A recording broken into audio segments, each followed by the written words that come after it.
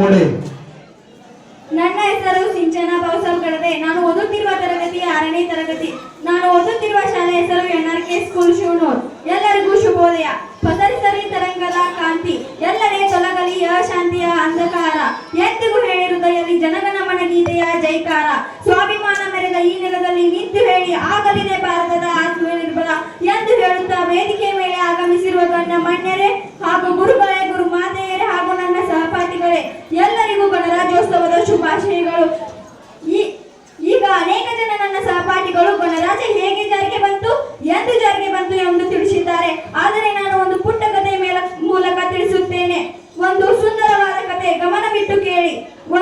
ಒಂದು ಸುಂದರವಾದ ಕಾಡು. ಆ ಕಾಡಿನಲ್ಲಿ ಪ್ರಾಣಿ ಪಕ್ಷಿಗಳು ವಾಸವಾಗಿದ್ದವು.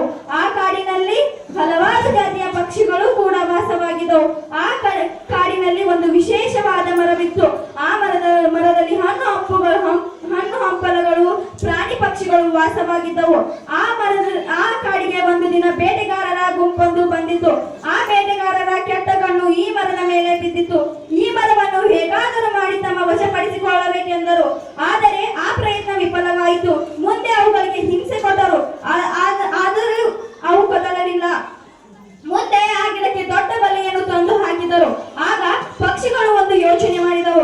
ಎಲ್ಲರೂ ಸೇರಿ ಒಟ್ಟಾರೆ ಹಾರೋಣ ಎಂದು ಯೋಚನೆ ಮಾಡಿದವು. ಯೋಚಿಸಿದಂತೆ ಒಟ್ಟಾಗಿ ಹಾರಿದವು. ಅವು ಹಾರಿದ ರಭಸಕ್ಕಾಗಿ ಬಲೆಯು ಹಾರಿ ಹೋಯಿತು.